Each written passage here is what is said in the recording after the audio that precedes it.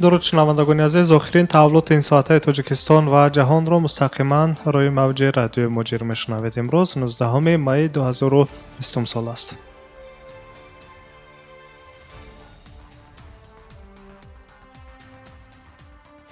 хабарҳои охирини рӯзро аз Тоҷикистон шурӯъ мекунем. Дар ҷумҳурияи Тоҷикистон шумораи гирифторони коронавируси навъи COVID-19 дар умум то ба ҳолати имрӯз 19 майи 2020 сол ба 1936 нафар расид. Тибқи иттилои Вазорати тандурустӣ ва ҳифзи иҷтимоии аҳолии ҷумҳурияи Тоҷикистон, дар шабонарӯзи охир дар кишвар 207 ҳолати нави гирифторшавӣ ба вируси COVID-19 сабт шудааст, вале таъдоди фавтидагон аз омори дирӯза ба имрӯз тағйир накард ва 41 нафар боқӣ монд. ҳоло дар кишварҳои Осиёи марказӣ шуруъ аз Тоҷикистон то Ӯзбекистону Қозоқистон ва Қирғизистон гирифтории вируси COVID-19 рӯз аз рӯз меафзояд, аммо мақомоти Туркманистон то ба ҳанӯз вуҷуди вируси COVID-19-ро дар кишварашон таъид намекунанд, ки ин ягона кишварест дар Осиёи миёна бе вуҷуди вируси COVID-19 тибқи маълумоти расмии мақомоти Туркманистон.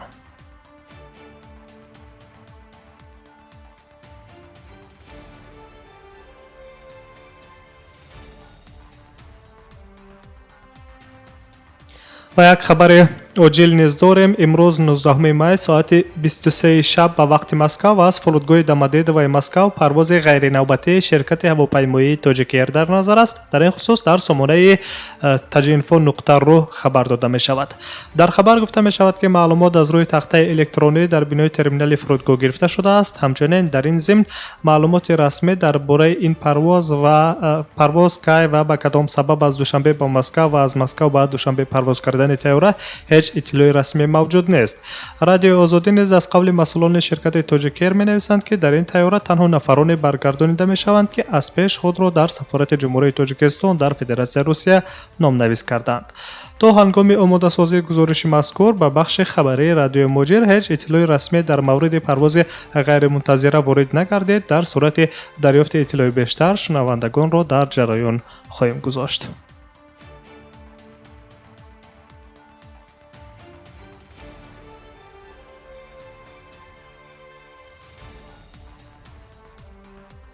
идомаи хабарҳои рӯзро мешунавед ва аз Тоҷикистон ба Афғонистони ҳамсоя меравем. Шумораи умумии беморони сирояти коронавирус дар ҷумҳурии исломии Афғонистон аллакай ба 7653 нафар расидааст ва ҳамагӣ 178 нафар беморон аз ин беморӣ дар ин кишвар ҷон бохтанд. дар Афғонистон дар як рӯзи охир 581 нафар гирифтории бемории COVID-19 ошкор гардидааст, ки ин баландтарин нишондиҳандаҳои омори рӯзона дар ин кишвар мебошад. гузориш медиҳад телевизиони Тулу Ньюз. гузашта аз ин дар тӯли 24 соати охир 5 бемор аз сирояти COVID-19 дар ин кишвар ҷон доданд. пас аз ин вирус, ки ба Эрон ворид шуд ва онҷо сироят фаъолона рушд кард, ба Афғонистони ҳамсоя низ таъсири хешро расонид. аввалин бемори гирифтори COVID-19 дар Афғонистонро дар вилояти Ҳирот, ки бо Эрон ҳамсарҳад аст, пайдо карданд.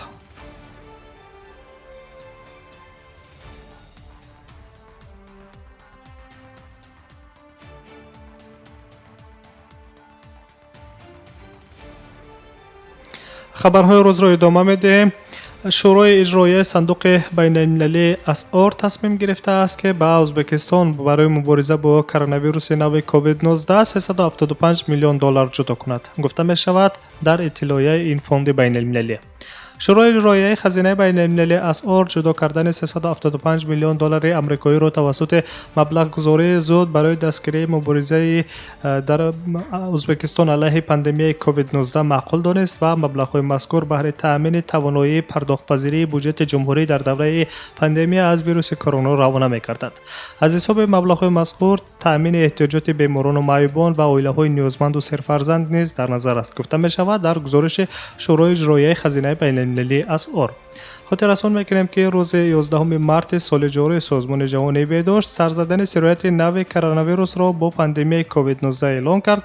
тибқи охирин маълумоти Созмони умумии ҷаҳонии тандурустӣ, дар ҷаҳон беш аз 4,6 миллион ҳолати сироятёбӣ ба қайд гирифта шуда, беш аз 311 ҳазор нафар аз ин эпидемия ҷон бохтаанд.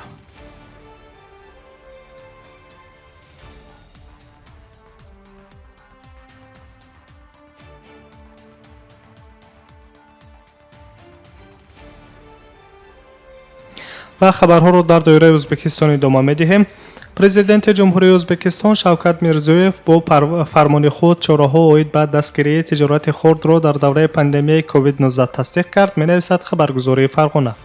طبق این سند از 1 ایون تا 1 سپتامبر سال 2020 کارخانه‌های خرد، بازارها و مرکزهای سودا، کینوتئاترها، قهوه‌خانه‌ها و کارخانه‌های نقلیات جمعیتی، انشاءات ورزشی، اینچنین شخصان حقوقی که به حمل و نقل بار مشغولند از انداز اموال و انداز زمین آزاد کرده می‌شوند.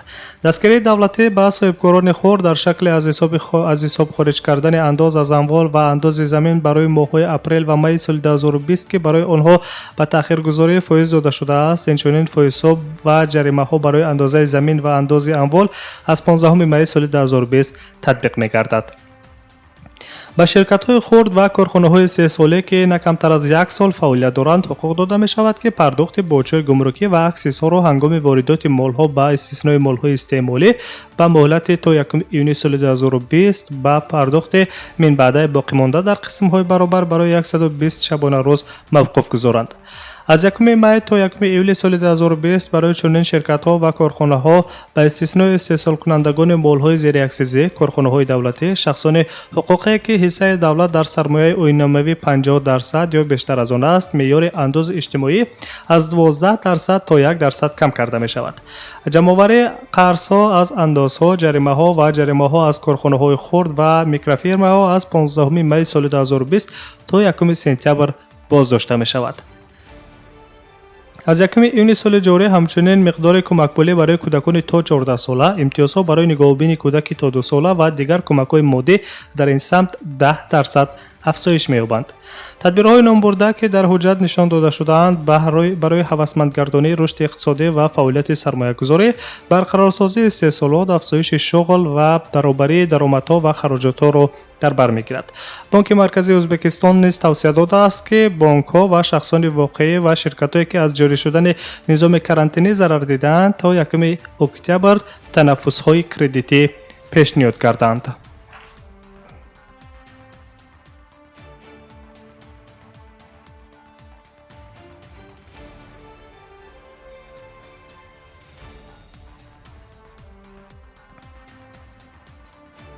هجدهم می در روز 1 بعد از کرانتین به کار آغاز کردن اسامبله سازمان عمومی جهانی تندرستی که امسال بر اثر پاندمی از کرونا ویروس بار اول در فرمت ویرتوالی برگزار می شود، این سازمان بین المللی مورد هجوم ناراضیان و تنقید شدید روبرو شد و روزنامه اساسی فورم دیروزه مسائل تحکیم عملهای سازمان عمومی جهانی تندرستی درباره مبارزه با کرونا ویروس را در بر می گرفت.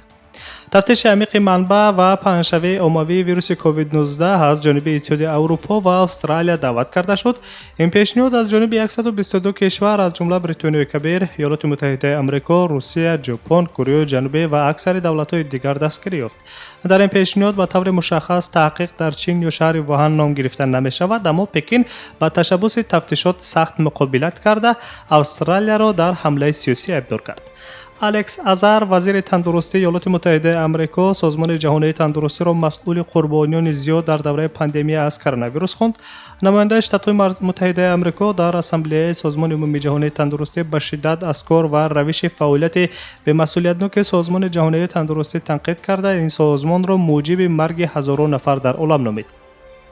در برابر امریکا، دیگر کشورهای اتحادیه اروپا و بعضی از کشورهای قاره آسیا و دولت‌های عربی نیز بالای سازمان جهانی تندرستی حمله‌های لفظی را شروع کرده کار سازمان جهانی تندرستی را غیر قناعت بخش نامیدند. کارشناسان میگویند که در تمام سالهای فعالیتش سازمان جهانی تندرستی به این شدت یکباره از جانب 122 دولت جهان چنین حمله ندیده بود. ایالات متحده آمریکا با سازمان جهانی تندرستی 3 روز مهلت داد که اگر در این دوام فعالیتش را بازنگری نکند و کارهای بهتری را روی دست نگیرد، این سازمان برای 1 عمر از مبلغ گذاری آمریکا محروم می‌گردد. در حال حاضر 122 دولت جهان به مقابل خواسته‌های سازمان جهانی تندرستی برخاسته با حمله‌های لفظی این سازمان بین‌المللی را به دروغگویی و اعتماد بیشتر به چین متهم می‌کنند. به عقیده کشورهای مخالف، سازمان جهانی تندرستی در اول خروج کرونا ویروس به گفته‌های چین باور کرد و یگان تحقیق در این سمت انجام نداد که این باعث خروج از حد زیاد ویروس کووید 19 گردیده و زیاده از 300,000 نفر را در سراسر عالم قربان کرده است.